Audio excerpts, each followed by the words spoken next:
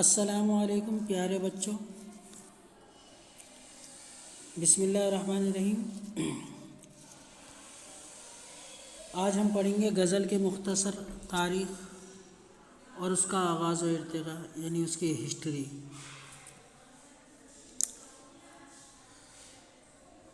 عزیز طالب علموں،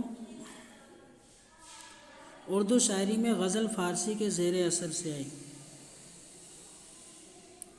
یعنی اردو ادب میں جو غزل آئی ہے وہ فارسی زبان سے آئی۔ غزل اردو کی سب سے مقبول صنف سخن ہے، یعنی غزل کو اردو ادب کے اندر سب سے زیادہ پسند کیا جاتا ہے، اسی وجہ سے غزل اردو ادب میں سب سے زیادہ مشہور ہے۔ غزل میں فلسفیانہ، عاشقانہ، زاہدانہ ہر طرح کے مضامین بیان کیے جاتے ہیں۔ فلسفانہ یعنی فلسفہ سے متعلق ہے، جس کو آپ حکیمانہ بھی کہہ سکتے ہو۔ عاشقانہ یعنی عشقیہ اشعار، اور زاہدانہ کے معنی جو ہے پرہیزگار، متقی، دنیا سے رغبت نہ رکھنے والا۔ تو غزل کے اندر فلسفیانہ، عاشقانہ، زاہدانہ ہر طرح کے مضامین بیان کیے جا سکتے ہیں۔ غزل میں اشعار کی تعداد مقرر نہیں ہے۔ غزل میں عام طور پر 5 اور زیادہ سے زیادہ 19 اشعار تک ہو سکتے ہیں، یعنی اگر غزل کے اندر 5 سے کم اشعار ہے تو پھر وہ غزل نہیں کہلائی جائے گی، بلکہ رباعی کہلائی جائے گی۔ غزل کے اندر کم سے کم 5 اشعار ہونا لازمی ہے۔ آگے ہے کہ غزل کے اولین نقوش امیر خسرو کی شاعری میں ملتے ہیں۔ اولین نقوش یعنی پہلے نقوش۔ اگر ہندوستان کی تاریخ میں اگر غزل کی جو سب سے پہلے جو نقوش جو ملتے ہیں وہ حضرت امیر خسرو کی شاعری سے ملتے ہیں۔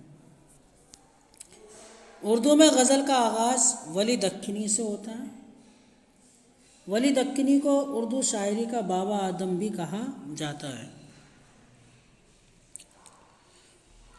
عزیز طالب علموں، یہاں پر ایک سوال یہ بھی پیدا ہو رہا ہے کہ اردو غزل کا آغاز کس شاعر سے ہوتا ہے، تو وہ ہے ولی دکنی سے ہوتا ہے۔ اور اردو غزل کا بابا آدم کسے کہا جاتا ہے، تو اردو غزل کا بابا آدم ولی دکنی کو ہی کہا جاتا ہے۔ دہلی میں اس دور کے قابل ذکر شعراء میں آبرو، ناجی اور آرزو مشہور ہیں۔ غزل کی تاریخ میں اس دور کے بعد، یعنی آبرو، ناجی اور آرزو کے دور کے بعد مرزا محمد رفیع سودا، میر تقی میر، ان کا دور آتا ہے، اور اسی دور کو اردو غزل کا سنہری دور بھی کہا جاتا ہے۔ یہاں پر بھی ایک سوال پیدا ہو رہا ہے، اور وہ سوال اس طریقے سے کہ اردو غزل کا سنہری دور کسے کہا جاتا ہے،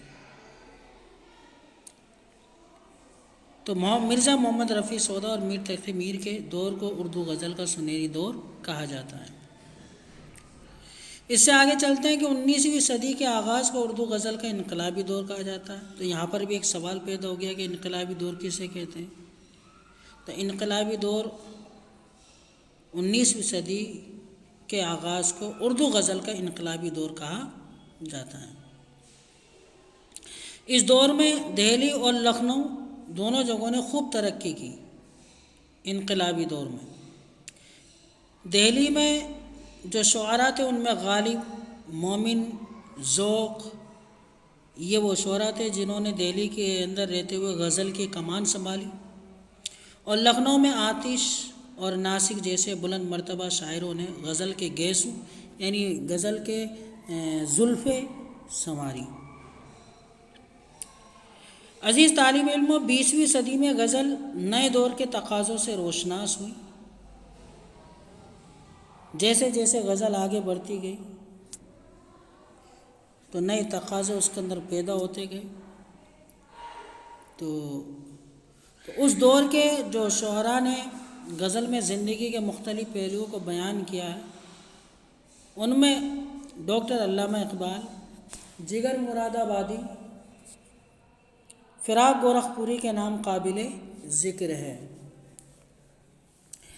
ترقی پسند شاعروں نے غزل کے دامن کو وسعت بخشی، وسعت یعنی گنجائش، اور سیاسی خیالات، بغاوت اور انقلاب کے جذبات کو اظہار کیا، جن میں فیض احمد فیض، ساحل لدھیانوی کے نام قابل ذکر ہے۔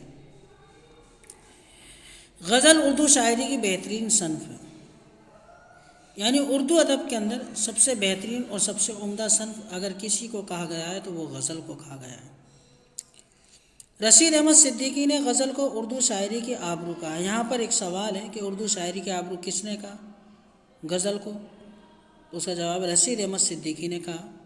یا رشید احمد صدیقی نے غزل کے تعلق سے کیا کہا؟ تو ان کا جو قول تھا وہ یہ کہ اردو شاعری کی، غزل کو اردو شاعری کی آبرو، یہ رشید احمد صدیقی کا قول ہے۔ حقیقت یہ ہے کہ 250 سال کا طویل سفر طے کرنے کے بعد آج بھی غزل ہر محفل، ہر مجلس اور ہر مشاعرے اور ہر دل عزیز صنف ہے۔ 250 سال کا طویل سفر کرنے کے بعد بھی آج بھی غزل ہر محفل کی شان ہے، ہر مجلس کی رونق ہے، ہر مشاعرے کی رونق ہے، اور لوگ اسے دل سے عزیز بھی رکھتے ہیں اس صنف کو۔